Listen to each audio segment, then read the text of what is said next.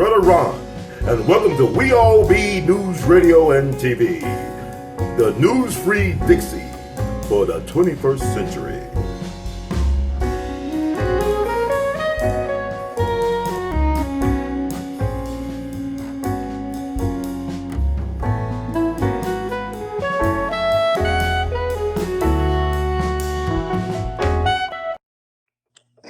Hey Judge, how you doing? Yes, sir. Good morning, young man. It's a rough. Hey, can you hear me? Okay. Yeah, you coming through well. All right, cool. It's an honor to have you back on, man. I just want to close out the month strong with you, Judge. You talk about bang not bling, and this month is ending with a bang. It seems like we just lost Herman Cain, former presidential uh hopeful. He just passed away from COVID-19 related illness. He was just 74 years young, and also he was born in Memphis, but it's like he was a very accomplished guy. Have you ever had the chance to encounter Herman Cain? No, I have not. Okay, but we have a lot of people that have passed recently, like I guess what John Lewis. What's your take on John Lewis? I have none. um, I consider it a man. Yeah, I consider him to have been an enemy of the people. He's a okay, masochist, like getting beat across his head while he was down on his knees praying until some other rednecks got tired of beating him and some more felt guilty about it. So I never approved of that tactic. And yeah, he seemed to enjoy it. So since then, I don't think he's done anything except waste a lot of people's time. Gay rights, I guess if you're LGBT queer, you would have enjoyed it, but we didn't get anything out of it. okay. I know I saw a tweet that somebody sent me. I think it was him allegedly said that he thanked the cops for their service for beating him. In so many words, that's so Yeah, strange. I noted that. What about do you know anything about Charles Evers, Mega Evers' brother? You ever had a chance to connect with him or run across I him? have not. CT Vivian, Reverend CT Vivian. I have not. But what's your overall take on I guess the civil rights generation? Have any of those guys did anything you think were noteworthy in terms of contribution to? Well, they weren't boomers. I'm a boomer. Right. Boomers started 1946. Lewis was what 1940, so he was the tail end of another generation. But my parents,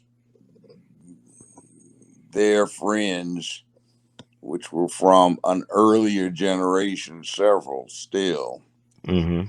they didn't like it because it was not spoken of too much in the media, but most people thought it was a little too gay. And you had a Mm. lot of World War II and Korean War vets that faced real live combat, and they weren't about to get out on their knees and let anybody beat on them. You know, it's interesting you said that because Charles Evers fit the description. You know, him and Mega were World War II veterans, and they believe in carrying guns and self defense. They even talked about having a Mau Mau in Mississippi back in the day, an That's armed right. revolution. That's right. So we do See, need to talk about that. I think people do misclassify people as boomers. These folks like Reverend CT Vivian was born in 1924, I believe. that's That's not a definitely not a boomer. boomer. See, when the civil rights thing was going on, the oldest boomer, let's say 1954, 5, and 6, the oldest boomer was 10 years old. Right. So what do you think? Okay, why do you think people got this hatred for boomers in? Nobody hates boomers. It's just we that got it on, did it. A lot of folk get J. Don't hate the players, hate yourself for not matching the player. But what people say, okay, like you with UCLA, right? But people got all this student loan debt now. I mean, you didn't have a lot of student loan debt back in the day. No, we didn't because Okay. UCLA had no tuition. So can you blame the later generation for not excelling if they don't have? If you, I mean, I talked to Fred Hampton's lawyer, right? This guy named Jeffrey Haas. He came out of University of Chicago Law School. He said, "Ron, one thing we had over later generations that when I came out of law school, I didn't have no debt really. I could start my law office. I could do social justice work. I didn't have that hanging over my head if I start, getting involved early. So you think Yeah, that's I a mean, hindrance with that is student the loan debt for a truth. lot of people to get involved in that type of work y'all did back in the day? That's true. We didn't see, you have a Mm-hmm. lot going on in the 60s. Mm-hmm. Some people watched and learned, and others forgot. What happened that was really bad toward the end of the 60s was that color television came into its own and was driving the Hollywood industry into bankruptcy. The typical movie at the time was you went in and you paid 50 cents as an adult. You saw two movies, cartoons, several, Mm-hmm. and a sub feature. And the movies changed every Thursday and every Sunday. They were going broke. That let in some new people that Hollywood desperately grabbed a hold of, and that group was hooked up with the nascent LGBT queer. They were feminists who hated men and the family.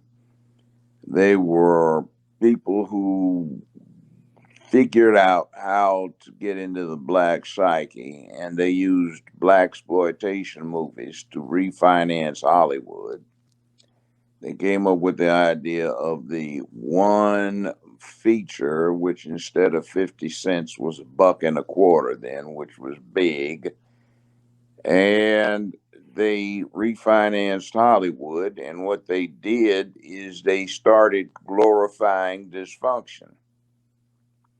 Instead of I'm black and I'm proud, you got Superfly, which was poison, glorifying cocaine wrongdoing instead of the college student being the in thing to be. In the 60s, you got a trend where the pimp, the hoe, the drug dealer, the murderer, the thief, the burglar, the thug got glorified. And we get to today.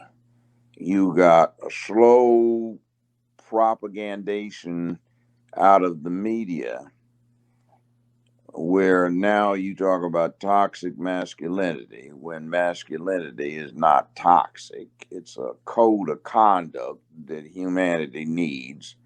And what they call toxic is basically the absence of masculinity. They got rid of duty, honor, obligation, responsibility, and accountability. There was a thing that happened in the late 60s called anti war. And the premise was war is a man thing. So the way to stop war is to raise boys like girls so they would be like women when they grew up and they would emote, cry, shout, let it all hang out instead of being so uptight and under self control. And that would keep frustration, aggression, and tension building up and leading to war. So you got unisex child clothing, unisex child rearing, no war toys, no cap guns, water pistols, and boys were supposed to play with dolls and do other boring shit. And something started happening. You had some parents came in who read this clown Spock, Dr. Spock, Mm-hmm. who was talking about unconditional love, so you didn't have any variations between what you got if you did wrong and what you got if you did right. People grew up confused. They got the Montessori attitude in government, politics, and education, which is you take children and you give them choices that they are too young to make. So Johnny, do you want to study social studies today? No, I want to do fingerprinting again. All right, Johnny, think about this overnight. You're going to need to do social studies next day. Well, I don't want to do that. So you go on, and the kid gets singularly unprepared to meet demands. That kind of attitude. Mm-hmm. You get this thing out there where they start creeping this gay thing in on the public, which that's their business in the bedroom. But you turn on a television now and it looks like 75% of the country is freak. Yeah, Judge, your finger, I guess, is covering your face. Okay, I got Oh, you. Okay. yeah, there. Okay, cool. So it's not a good thing. Not saying that they don't have the rights to do what they want to do in the bedroom, but leave it in their bedrooms and don't try to put it in everybody else's living room and make the world that way based on hatred. They hate themselves and they hate what they want to be. This started back in the late 60s when around college campuses or around, well, on college campuses around the country, you got this crowd were taking pledges that they were going to do something about this in their careers, and they did. Mm-hmm. But you see, that wasn't us. That was something else. That was a distinct minority. What we were about is taking advantage of a stellar education that most of us got, even in the South. And we had courses that we had to take. We did not have any choice about it. The teachers had discipline in the classrooms. There were dress codes. Boys had to have neatly pressed slacks, shined shoes, their shirts tucked in, a belt, hair combed, neatly groomed, no mustaches, no beards, none of this. The girls had to wear skirts or dresses an inch below the knee, bobby socks, and pumps, no sandals. They had to have white blouses, buttoned down the back, and no earrings, and studs only in the ears if they had pierced ears. The boys weren't allowed to wear that, and a respectable hairdo. No jewelry. Mm-hmm. And we dealt with science, math, social studies, or government. We dealt with learning how to read and write, learned English, how to write it, grammar, and they had ample vocational educational opportunities for those who were so disposed. Now they don't have any of that. We had gym every day, 1 hour every day for everybody, and you had to take a shower, and there were no excuses for not going to gym, and we had physical testing on a regular basis to see if you met the national standards, and if not, you got worked harder. We were fitter. I never saw anybody fat in school except one time, and that was when I was visiting another school. Everybody was in shape. And what you see now, ordinarily, the size 2, 3, and 5XL ladies, you never saw, not once. Mm-hmm. I mean, I see more walking into a restaurant now than I saw in my entire life until I was 35. Mm. Uh, Sisters had the fro, they got off for frying their hair. They were looking good. The power fist, I'm black and I'm proud, was the hip thing to do. If anybody had a dashiki on, it was subdued earth tone or forest tone, so you could actually go to war in it. Levi's or slacks or something like that, and we were ready to go. Mm-hmm. Then they got to these platform shoes, bell bottoms, and pimp hats, and all of the jewelry and bling and everything like that. The pimp mobiles, and Oh man, it really went downhill. But see, again, it wasn't really the boomers that did that. It was the generation before. See, when you're 20 something is one thing, and you born in 1946, 1966, you're 20, all right, you're starting to do stuff, but the real people that were in on it were 35, 40, and 50, and that was before our time.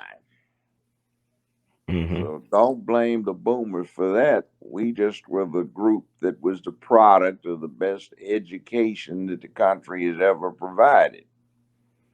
So we questioned things. We were cynical. We were suspicious about stuff. We would get involved in causes. And when time came for it, we'd kick ass. But be that as it may, the religious right started setting up separate schools in the South because integration was being enforced, and they didn't want their children to go to school with the colored. Joe Biden was in Delaware saying that he didn't want to let his children go to a zoo full of animals, which is what schools became when you let in the Negro. And that kind of thing was being pushed by Faubus, Stennis, Wallace, that group of just evil, racist, Strom Thurmond. And by the way, when Biden first started getting into politics, he got all of that group to come to Delaware to campaign for him. He called them his mentors, his heroes. And Biden is not a boomer because he was born at the tail end of the generation before the boomers started. 1942. Yeah, he November wasn't a 20th, boomer. He was 1942. at the tail end. See, that's like boomers are from 1946 to 1966. So Bill Clinton is a boomer, though. Bill Clinton and George W. Bush, when you say they boomers, I think they are. 1946. Yeah. And also your point about the Hollywood stuff. Gordon Parks directed Superfly. He was born in 1912. Yeah. So why? I mean, people got this hatred for y'all, but y'all really hate it. But see, I we guess it's not kicked fair to ass. hate y'all, then, man. You see, we were the Black Panthers. We were the Black Student Union. Mm-hmm. See, that's not something they did. The first black student unions came into solid existence by 1966. Mm-hmm. Very few places, maybe 1965. So, yeah, we tail ended with the generation before. It was We're the even ones Sweetback that burnt Badass down the song. cities. Melvin Van Peebles was born in 1932. Sweetback Badass song. Yeah, So I mean, see, like you said, the black exploitation people were not boomers. no, they weren't. See, so don't blame us. But it's a lot of people that I like to listen to out in the so-called new black media. They just put a target on y'all. Y'all like a big. I mean, you an exception though. They love Judge Joe Brown. I mean, you the exception to the rule. But it's not even fair how they assessing. They show you how we're not really students of history. Yeah, Black well, people. they aren't. See, that's the thing. Nobody wants to put in the work to do what you have to do to become enlightened. See, Mm-hmm. becoming an enlightened person like you, I remember when I met you, weren't you about 19 years old over at, what's his Ernestine Hazel. name? Actually, I was 34. I think it No, was you like weren't. 2014. It was the Ernestines and Hazels. I met you doing your campaign No, for D, which you should have I won. met you earlier. Didn't you go to Rhodes College? No, I didn't go to Rhodes. I went to Washington University, St. Louis. I look like a Right. lot of people though. Okay, I thought I'd met you at a BSU thing years ago. No, it probably somebody Ernestine and is my Hazel. cousin or something. Yeah, may have been. Do you have a We cousin? all look alike, Judge. Do you have a cousin? I have cuz I don't know about I know that with the Rhodes by any chance, but I have done some work with Rhodes in the past, but I never was a student at Rhodes. Oh, I know who it was I met at Rose. He just Mm. died a couple of years ago. He used to run the Tri-State Defender. Oh, Bernard Smith. Yeah, Bernard. I met him when he was Yeah. 19 there. He was a member of the BSU. That's what I'm thinking about. Oh, he a good guy. It's like he did a lot for the community. He died so young though. Yeah, he was stressed out because it's really hard doing what he's doing. See, was Mm-hmm. doing. And one of the problems is the lack of capitalization. Right. I know from having unlimited money at one time, when you didn't have to worry about how you spend it, Mm-hmm. it's a stress free life when it comes to that.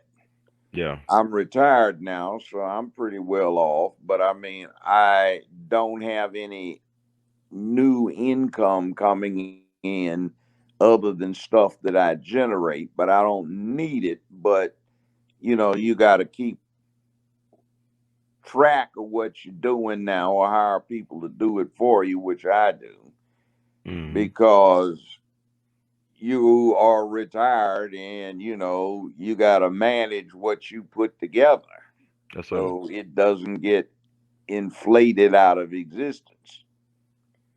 But it's running a black business is a thing that's fraught with stress, and it ought to give us a clue about what we ought to direct our children into: science, technology, engineering, and math if they're smart enough. Mm-hmm. Those things can potentially generate a dot-com revolution type situation where there's something new where people can get in on the bottom of a movement, get on it when it starts, rather. And that provides something where it is not overlain by people that have been doing it for generations, where they're deeply financed, where they can afford to operate at a loss for a year and a half or 2 years while there's a recession going on, and bounce back and still keep it going. You See, know, we tend to have a thing where cash flow is so important that we can't suffer a lack, so black businesses tend to go out of business quickly. when you said that, I'm thinking about Lamar Hunt, who was the owner and founder of the Kansas City Chiefs, and also one of the founders of the American Football League. His father was H.L. Hunt, so he said we could run at a deficit for many years to fund a opposition to the NFL. And that's what he ran. He was able to do because his daddy had deep pockets. And a lot of people know who H.L. Hunt was. He was an ultra conservative oil guy who may have allegedly been Yes. involved in the Kennedy assassination, who hated Dr. King and also cut big checks to Elijah Muhammad and Nation of Islam, which is interesting. This has all been proven. But the Hunt brothers was trying to take over the silver market back in the 70s. They were stopped. It was Well, like a let me explain why that is. mm-hmm. I mentioned it to you before. Old white guy told me back in the 70s. He said, "Lloyd Brown, so let me tell you something here, son." He say, "I likes you. You comes in from the West Coast. You ain't running around here acting like some of your you're not kin folks. Some of your familiar folk around here be shuffling and looking down at the ground, can't look a person in the eye, and be crunching up their hat and just acting like some kind of damn animal. Mm. And say you Wow. don't fight for nothing. See, white folk don't respect nobody, don't stand up, have no fight.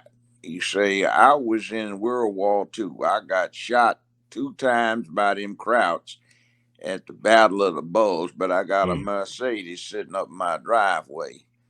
My son be riding around in a BMW, and my wife got a Toyota, but my brother got shot 3 times in Iwo Jima fighting them Japanese.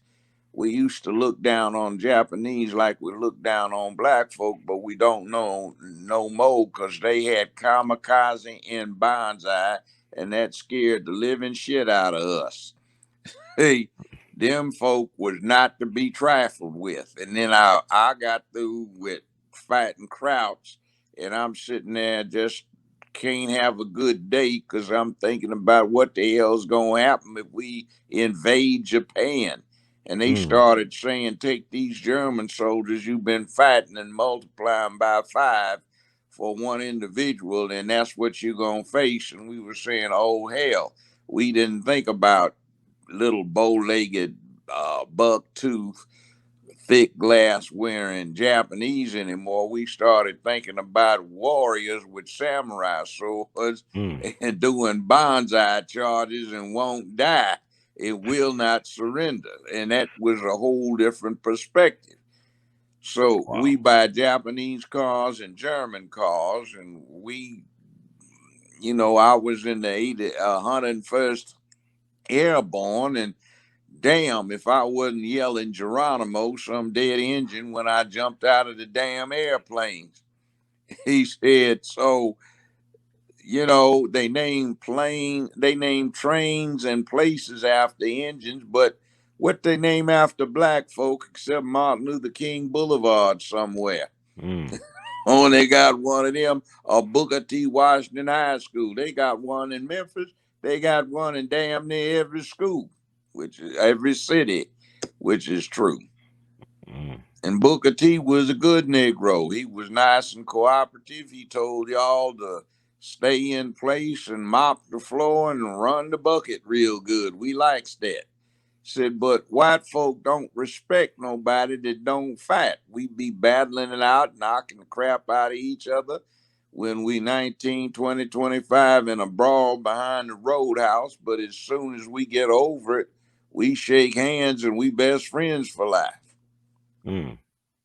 So you got to understand, we kicked ass the whole damn worldwide. And since we run every damn thing, we don't respect nobody that ain't got warrior characteristics. Nobody. And black folk, some of y'all will fight, and we respect you.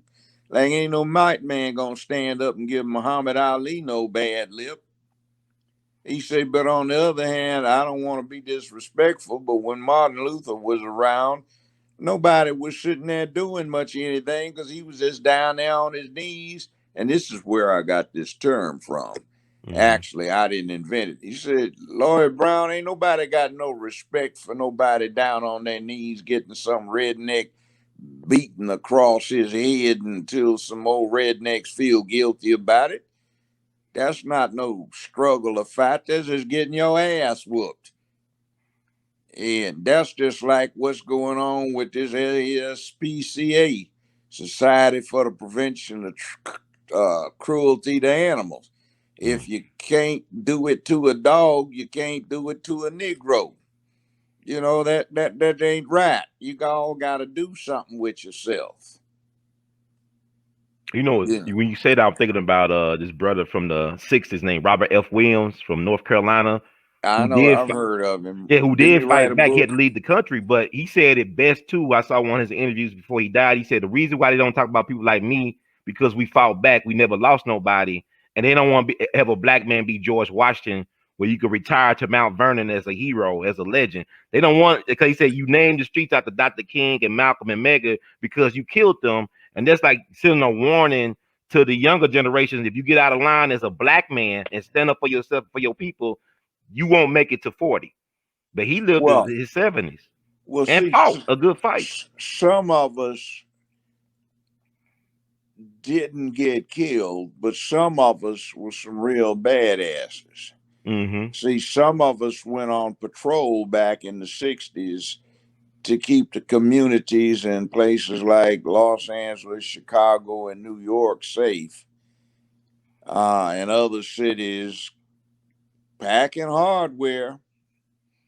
We didn't like it when the Panther Party went and grandstanded that thing and did that demonstration in the state capitol in Sacramento. But by the way, that wasn't exactly uniform Black Panther stuff because that was the Bay Area chapter.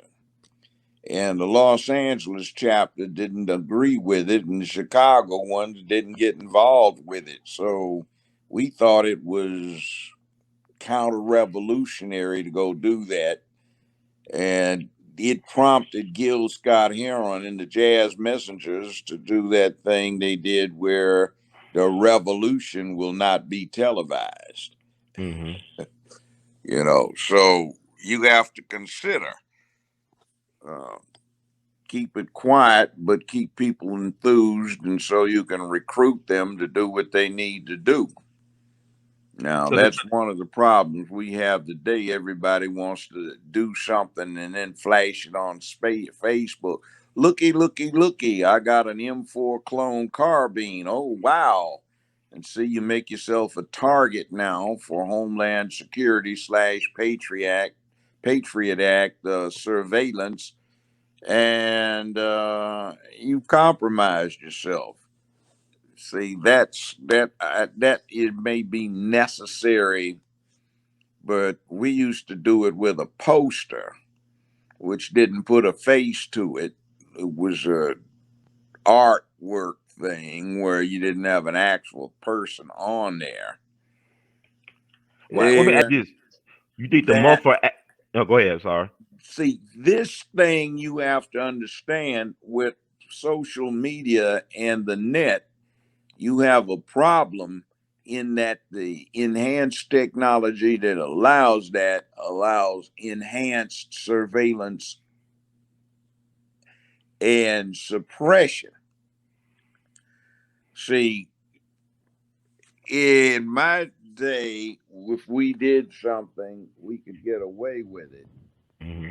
But now you've got helicopters that do wide angle surveillance from 10,000 feet. And I saw it when I'd have motions to suppress in my courtroom. And you would see an image of some people that just robbed a liquor store from 8,000 feet up, infrared, where they could see right straight through the car. And using computer generated images, they'd put a triangle around one, a diamond around one, circle around one, square around one of the suspects that you're looking through the roof of the car to see with the heat sensing technology. And you would follow them to a location or where they dispersed, and you could keep them in sight in that vector in squad cars. We'll see. I also got a tour 20 years ago, 20 years ago, of a DEA facility. And I'm looking at the wall with all of these monitors on it. And I said, "Oh, you must have seized these people's computers." I said, "No, we haven't seized them." I said, "We got warrants to investigate certain people's computers. And based on what we picked up looking at the suspect's computer, we are investigating the computers of everybody that person's been in contact with." So these people are monitoring real time what several thousand people are doing right then and there in real time on their computers, as well as recording it. People were writing silly notes to other people, like trying to get get laid that evening, and then people were discussing some serious stuff. I went in another part of the facility, and they had all of these lamps and wall sockets. And what happens? Let's say somebody they're interested in checks into a hotel. Well, they in collaboration with the management, they go in and switch out the wall sockets, and the wall sockets, the plug-in kind, they've got a built-in listening system. So they have a lamp. They can do that when the maid cleans for the first after the first day, and they can look and listen at everything that you say or do in the room and track you. Track you? Well, I looked in another room and said, "We've got an operation here. We've been putting temporary listening devices on it. This guy's car, we're going to put a permanent one in."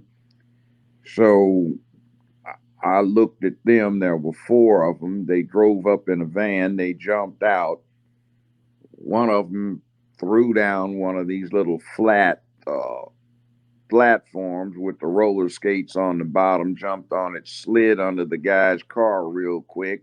Another one used a tool that you see the towing guys use to open the door. Opened the door, popped the hood, went through it, and installed a permanently wired location device in his car. They did it in less than 5 minutes. And they left. I said, "Well, where did you take this picture from?" Says, "Oh, we've got on a street light about a mile from the location where we're taking this." And I know one time I had a drug case up here, just Jackson, Tennessee, and this was in 1986. And there was a big grain silo there in Jackson. And about 3 or 4 miles away was a schoolyard, and a little bit closer was my client's house, and her next door neighbor came into this. So real time, while we were in school, not in school, while we were in trial, they just gave the jury a demonstration. So there was a kid playing basketball, and he was dribbling, stopped and held it, and they zoomed in real quick electronically, and you could see inflate the 13 psi next to the inflate aperture in the basketball. You know, you've seen that where they have next to where you inflate them. Right. Said inflate the 13 psi. I said, damn.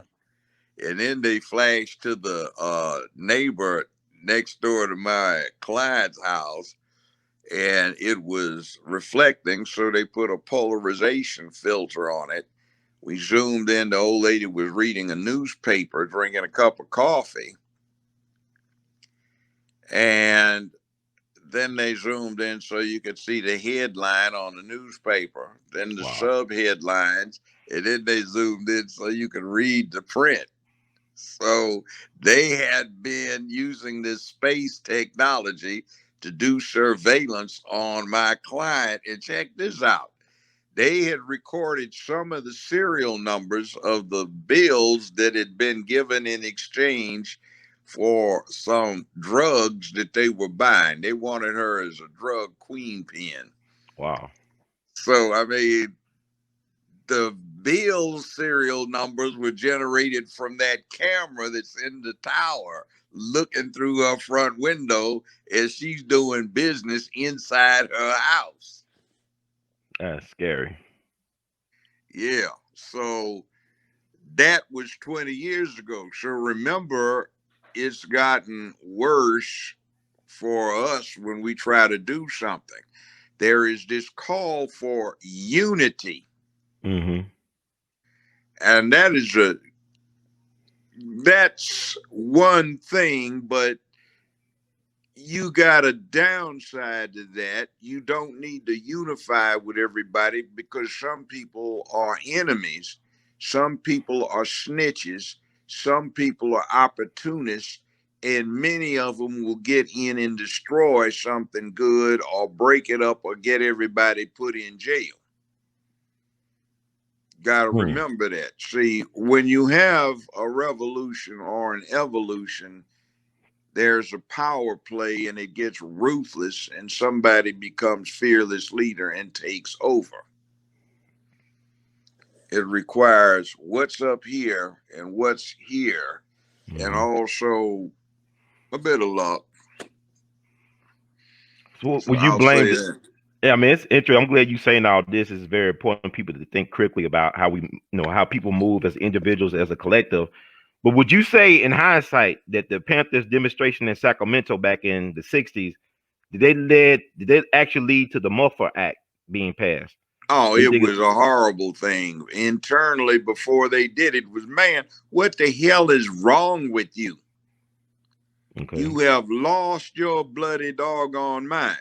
Now, don't ask me how I know that, but I know that. Mm-hmm. Like you have lost your damn mind. What is the matter with you? Y'all are gone crazy up there. Don't do that. Well, man, we got to show the power, to the people. Blah, like power to the people doesn't mean you got to go up there and floor show, grandstand, and get all this mess coming down. But they did anyway. So I guess fast forward to today, we got the INFAC, Grandmaster J organization doing the I Stone know. Mountain, Georgia, and Louisville. I So are know. they making the same mistake as the Panthers? Would you say they're doing the Worse. same thing? Worse. Okay. Plus, he's got modern technology on him. He said that thing about they're going to burn down the town if they don't do something to those cops. Now, let's say something about those cops. Mm-hmm. Under the It's the law, Breonna Taylor situation, right? Breonna yeah, Taylor, Breonna Louisville Taylor. situation. I Yeah. hate Okay. to say it, but they committed no crime under modern law.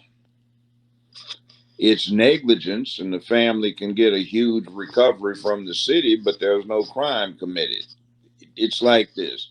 You are a Mm-hmm. sworn officer. You got a duty to enforce the law. You're advised that there is a warrant that needs to be served. You act in good faith on that advisement from your superiors. Mm-hmm. You get a copy of the warrant faxed to you at your substation. You've got it in your possession. You organize the raid. Some dispatcher is taking a smoke and comes back and forgets to tell the whole group that, hey, we've already got this known, well, we've already got this person who's known to be armed and dangerous. Right. So they go and, in good faith, conduct a raid. They get in, and one of the gentlemen present, who, well, the boyfriend is there. Yeah, I think You Kenneth got a Walker, his name. castle. Okay. Yeah, Mm-hmm. you got a castle doctrine where you don't have to ask questions. If somebody bursts into your home place, you can shoot. Right. He opens fire. The police are the state of mind that they've got somebody as a suspect who's known to be armed and dangerous. He's shooting at them, and it goes down just like a movie. They shoot back. They don't shoot him, but, well, they don't hit him, but the bullets that miss him go through the walls, and 7 of them strike the sleeping woman. She dies. They take the guy into custody, and they then find out the warrant's been recalled. And by the way, they let him go with no charges like they're supposed to, because he did nothing he was not entitled to do, which is in your home place. If somebody kicks in the door, that's a tumultuous entry. You don't have to do an identification. You can open fire immediately. He did. So he was Okay. in his rights. The police are of the mindset that there's an armed and dangerous man in there. And when they get fire directed in their direction, they have also a self defense right. They open fire in return. So it's a tragedy. Nobody's broken the law, it's just outright negligence. So Fearless Leader is yelling for some warrant prosecution of these police when none is called for. They did nothing wrong in terms of the criminal law, but the entire system is extremely negligent in what it did. So the city is going to wind up having to fork over a lot of money to the survivors of that mess. Yep. I'm glad you broke it down, just 'cause I asked that question on social media. I said, if these guys were so corrupt and and criminal minded, how come they didn't kill Kenneth Walker, the boyfriend? To me, if I was a crooked cop, I would have killed everybody to control the narrative. Well, they did actually, what they did was straight by the book. It was exemplary. In other words, it would be a teaching moment. So, for somebody to call to get them prosecuted, what are you trying to do? Impose mob justice? And black folk have been victimized by mob justice for entirely too long. But So that's we don't want that. That's like this hashtag Me Too stuff in the Cosby trial where they yeah, tried to. Judge. Can you? I don't know, kind of low a little bit. Okay, Okay, this is great. okay. This is like hashtag Me Too nonsense where they jumped all in that Cosby situation, and All that right. judge let the trial get out of his control, and you got mob influence justice. We're going to get what we want. That's like demonstrating on the stairs of the Supreme Court, like the Supreme Court's supposed to be impressed that there's a mob outside. Mm-hmm. Like, this is what the people want. That has nothing to do with the law. The law is the law. And You know what? sometimes the law is contrary to what people immediately want, but using the wisdom of a couple of thousand years, collective wisdom of a couple of thousand years, the law is best applied in terms of its long range effect. Yeah, you know what? You saying all that, Judge? I'm thinking about the fact that what they say, you're a gun owner and user. If you're gonna pull it out, you better be willing to use it, right? Okay, If you're that's gonna right. In show other it, you words, better be willing to use it. don't brandish it, keep it quiet. You know Mm-hmm. you got it, the other guy doesn't. And if the time comes, you got to pull it out, be ready to use it. Don't pull it out. And by the way, it's unlawful to fire a warning shot. That'll get you in a lot of trouble. You got no business pulling the trigger unless you were intending to kill somebody. There's So no I'm glad you such. said that. I'm glad. So you can't See, fire a in other warning shot. words, you fire the bullet in the air, what goes up must come down, and the possibility you'll kill somebody at a remote distance because you fired your warning shot. So that's not to be encouraged. If you are in a situation where you have a reasonable belief that you are about to suffer great bodily harm or injury or death, you may defend yourself and you may use lethal force to defend yourself, even if it means taking the life of someone else. You are not required to try to wound. You shouldn't wound because most people, cops included, cannot shoot that well. And if you've never been in a fight, then you talk kinds of crap. But if you've been in a fight, you know that adrenaline buildup before everything starts and what goes on. And, that doesn't leave you unless you really are into it in the clearest state of mind. So Yeah. the law takes these things into consideration. If you train, they've got a saying: train hard, fight easy. Mm, Train like you think you're gonna fight, sweat, make it dangerous, and if you do it over and over again, it gets to be a habit. yeah. Now, I've been in, well, one I can talk about. When I had that James Earl Ray case, Mm-hmm. I was at home, and it was about 3 a.m. in the morning. I was out here in Whitehaven. I became aware of two people dressed in dark clothing with balaclavas, that's those ski mask looking things, Mm-hmm. front and back, with some equipment, and I could see pistols on them. So I had a 45 that I usually carried, so I went and got a 9 and I hand loaded, and I had some souped up ammunition for the 9. And they took device that had a suction cup and an arm around the suction cup that rotated on it. And there was Mm, a glass cutter at the end of the arm. So they took out the screens, put that thing in on the window pane, and cut a circle out, reached in and unlatched the windows front and back. And I heard them talking on their communication, and they synchronized it. Said ready one, then back ready two. All right. They pulled the thing out, and then they reached in to lift up the windows. They started climbing in. There's 2 front, 3 back. So I shot the second man through in the front first, and then I shot the first man in the front.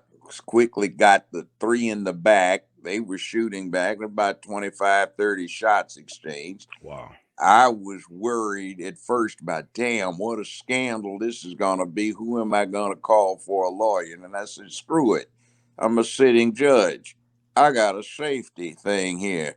Somebody breaking into a judge's house at 3 a.m. in the morning, 5 of them armed, kill the bastard. So I was proceeding to do it. My 45 was hitting Kevlar and it wasn't doing anything. So I quickly transitioned to the 9mm and got more results. So what I did is I called Winfrey, who was the director of police at the time. He was an old friend. I said, man, these guys came out. He said, this is the second time, because I'd had some suspicious burglaries going on too. Okay. And he came out personally the next day, and we walked through. There were 2 blood trails out front, 2 out back, and some spotty blotches of blood out back on a 3rd trail. So I hit all 5 of them.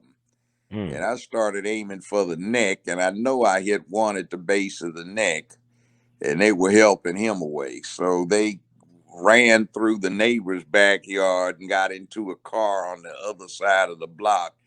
And these guys in front ran down the street or hobbled down the street because I hit them, and they got them in. See, the other thing about shooting somebody that you have to understand when police shoot is a pistol, unless you hit brain, spine, or something like that, is not going to stop somebody immediately. You may find that even if you fatally wounded somebody, they show absolutely no effect. I remember a murder trial that really shouldn't have been a murder trial. It should have been a criminally negligent homicide matter, Okay. which is what the jury found as the degree of guilt. This group of guys was gathered for one of these bowl games, and they went outside to clown and show each other their pistols. And somebody had a new vid camera and was recording it. So the guy that was the defendant, they focused on him with the 45 he had. He racked the slide to the rear and then dropped the magazine. I said, uh-oh, he's got a live round chambered and he doesn't even know it. So he puts the pistol down with the hammer cocked. Oh. So everybody else has got either Model 19 or Model 66 Smith. That's a 4-inch 357. And there were 6 of those, and everybody put them on the table. So the guy with the video was videoing somebody trying to do a layup on the basketball goal out in the backyard. You could hear somebody say, man, the hammer's cocked, man. Let it down. He said, yeah, sure. He said, man, watch how you handle it, man. You're going to shoot somebody. I said, oh, yeah, man, I'm familiar with guns. I was in the Army, man. Say, right, Sam? You know, yeah, man. Bam! You could hear the discharge. So the guy immediately focused back and went and to see who got hit or where it went. Not to see who got hit, because I guess he assumed nobody did, but just who said, man, you shot me. So he turned the camera on him, and there was a little small dark dot right in the center of his chest. He said, man, you done killed me, man. Wow. What am I gonna do, man? What about my wife and my children? And you can see the dude walk about 7 or 8 yards to a motorcycle and sit down on the side on the motorcycle seat. Man, you done killed me, man. Man, I'm dead, man. What, man? Damn, messing around, man. And he said, man, I can't see nothing, man. And then he slid off the motorcycle. He fainted and he died shortly thereafter. Now, the autopsy showed that the bullet was a 45 bullet, 230 grain federal hydroshock. Hell, that's what I was carrying. Mm. And the bullet destroyed his heart, all four chambers of it. Wow. But he had no circulation. And he walked 7 yards, and we timed it with a stopwatch, and it was 10 seconds from when the shot went off to when he started talking about he couldn't see, and then at 15 seconds he slid off the motorcycle. Now, the medical examiner had said if you completely destroy a person's circulatory process and the blood pressure drops to zero, that person will remain conscious for 15 seconds. After 10, they will lose their vision, and after 15, they'll faint and never wake up again. And that's exactly what happened. So this was a perfect shot. He didn't do like in the movies, oh, and fall over. Mm-hmm. I've seen a lot of people shot with pistols, and they don't just fall down like you see in the movies unless they get headshot. Oh, wow. So the drill is don't put one bullet in him, put several. If you got a snub nose, dump the whole thing in him. All 5 shots or 6. Or a small pistol, keep shooting and then reload and see what happens. So when you You gotta, shooting, you should shoot to kill. What you saying? You should always shoot to kill. you never shoot the wound. You have Okay. no business shooting unless you have justification for killing. No business shooting unless you Oh have my God. justification for killing. But Judge, you know how many people walk around with road rage and stuff like that? People getting killed over silly stuff. Yeah, that's not what's supposed to happen. See, that is a person who has not been raised like a man. That is a product of what happened in the late 60s when they were men need to learn to emote, to cry, to shout, to let it all hang out. Men should be more emotional like women. See, so society is saying that is being pushed as a conscious policy, and it works. See, we got caught up in it because these white feminists looked at black women as role models. They said black women are not afraid to have children on their own. They don't need a family to raise their children. They don't need the slavery of having a husband. They don't need a man. So that became the role model. See, you get people now who have been in housing, public housing, or on public assistance, not for one generation, not for a few months, not for a few weeks as a safety net, but 3, 4, 5, 6, 7 generations. And how in the hell do you have 7 generations, which would ordinarily take 200 years and pack them into 50? And you'll see where the problem is.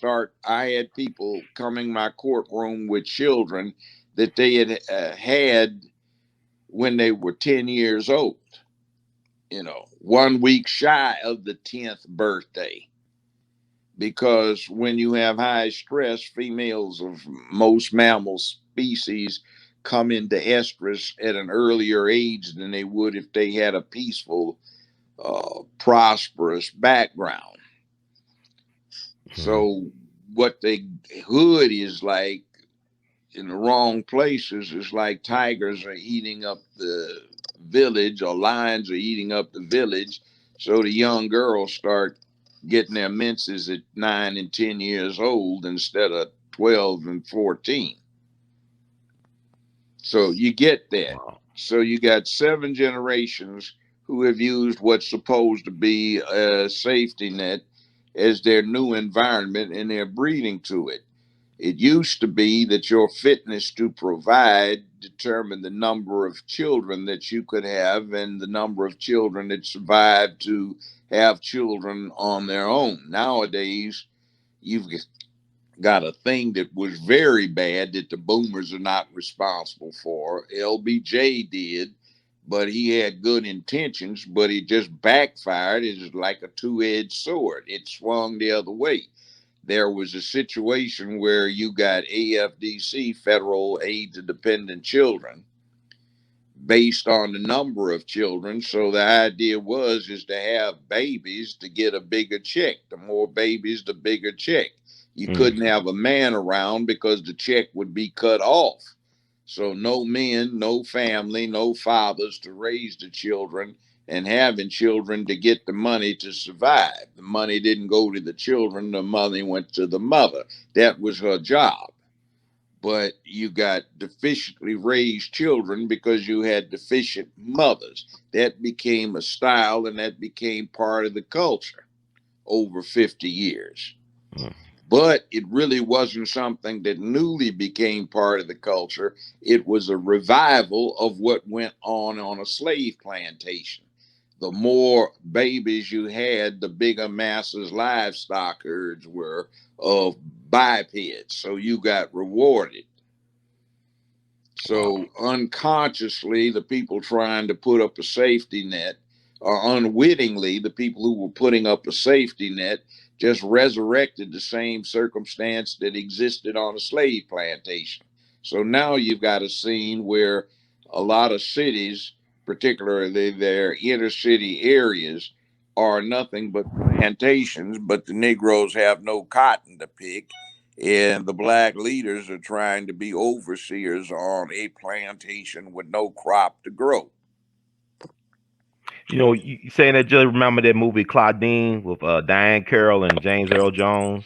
She had all them kids, but when James Earl Jones was in the house, he had to hide when the social worker came around. The white lady social worker Yeah, came around. that was from See, I thought that. that was a comedy. I see it as a tragedy now. I thought that was Well, funny at first when I first saw it, but it's not when I funny. first started practicing law almost 50 years ago, I worked at Area Legal Services, which is poverty law, first at Nashville. They fired me up there when I threatened to throw the director out of the 7th floor, off the 7th floor of the building. I And deserved it, Judge. I believe he yeah, deserved it. well, I believe. I'm not nice sometimes.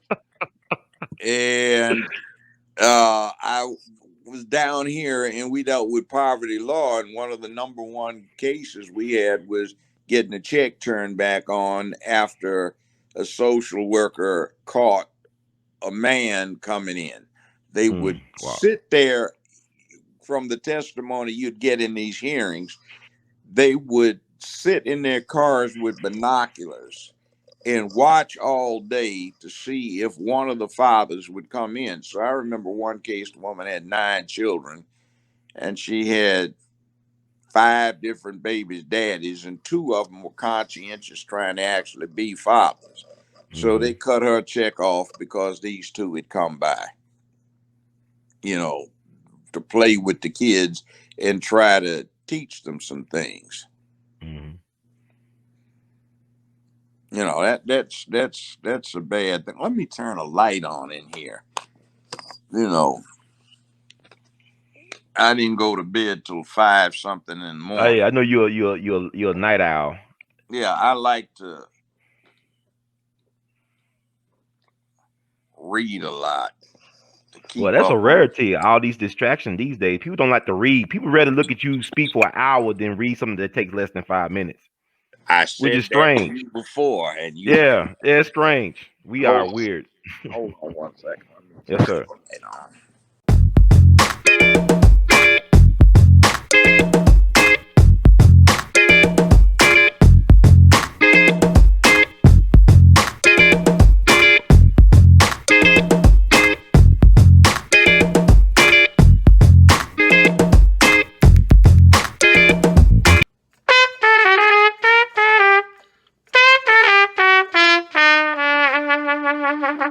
Hey, everybody, this is Brother Ron.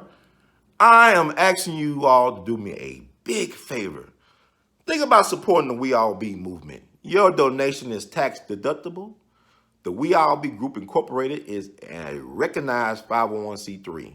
And I'm just asking you all because I want to keep on bringing y'all quality work through the way that I know how to do best. And I'm going to sing my praises and toot my horn. A lot of y'all were not hip to Dick Gregory until Brother Ron brought him on the We All Be platform, until that Django review we did. Y'all seen another side of Judge Joe Brown, and Judge Joe Brown's message has been amplified. But it was We All Be that brought Judge Joe Brown to y'all back in 2014, and so many others. And we covered so many things. So help us out so we can help you all. Peace.